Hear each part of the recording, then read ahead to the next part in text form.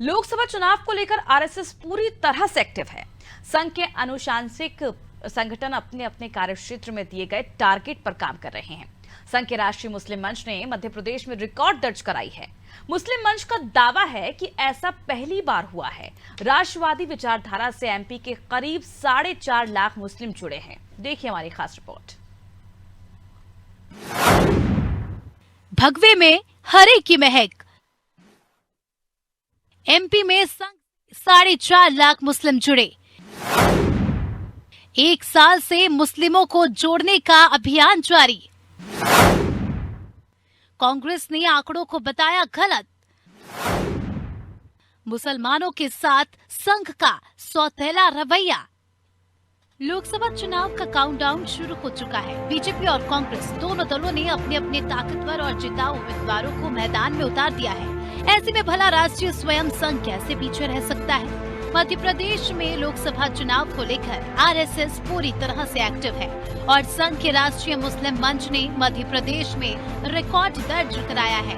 मुस्लिम मंच का दावा है कि मध्य प्रदेश के करीब 4.5 लाख मुस्लिम संघ से जुड़े हैं।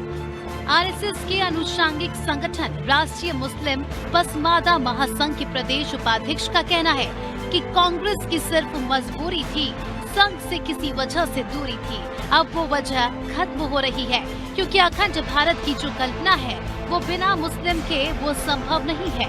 अगर भाजपा हमें सम्मान के साथ लेकर चलती है तो निश्चित तौर पर मुसलमान भाजपा को वोट देगा और भाजपा प्रचंड बहुमत से सरकार बनाएगी। कांग्रेस से मजबूरी थी और संघ से किसी वजह से दूरी थी। वो वजहें खत्म हो रही हैं तो नजदीकी बढ़ रही हैं।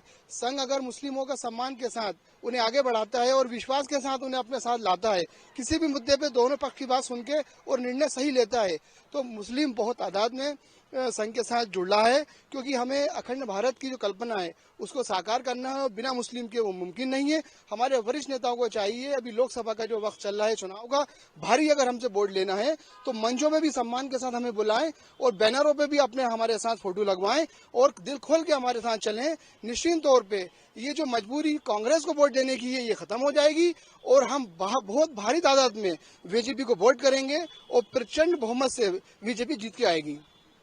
मुस्लिमों के संघ से जुड़ने को लेकर बीजेपी में खुशी की लहर है। बीजेपी इस बात को अच्छे से जानती है कि संघ बीजेपी का हिस्सा है। अगर लोकसभा में 400 सीटों का टारगेट हासिल करना है तो सभी वर्गों को साधना पड़ेगा, तभी ये लक्ष्य आसान होगा।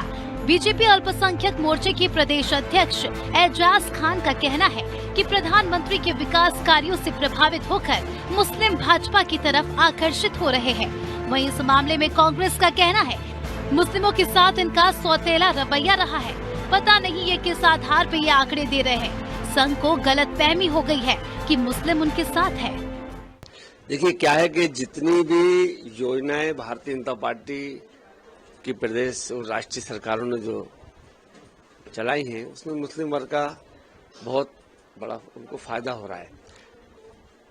70 साल से लेकर इस हिंदुस्तान में कांग्रेस ने शासन किया। सिर्फ मुसलमानों को अपना वोट बैंक मानकर उन्होंने अपना उल्लू सीधा किया है।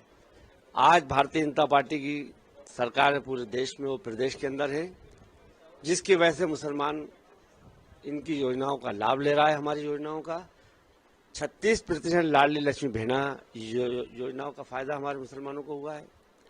ऐसे कई योजनाएं जहां कहीं ना कहीं मुसलमान फायदा रहे, तो मुसलमान अब क्यों भारतीय जनता पार्टी वोट नहीं देगा? दे रहा है। संघ के पास ना कोई रिकॉर्ड है, ना कोई बाइलाज है, ना कोई मेंबरशिप है, ना किसी संस्था कोई रजिस्टर है। ये कैसे बोल रहे हैं उनके साथ लोग जुड़ गए? वो तो चूंकि सत्ता उनके साथ चल रही है, भाग उनका साथ चल रहा है बीजेपी का, तो संघ उसका मुखिया होने के नाते इस तरह क्लेम कर रहा है।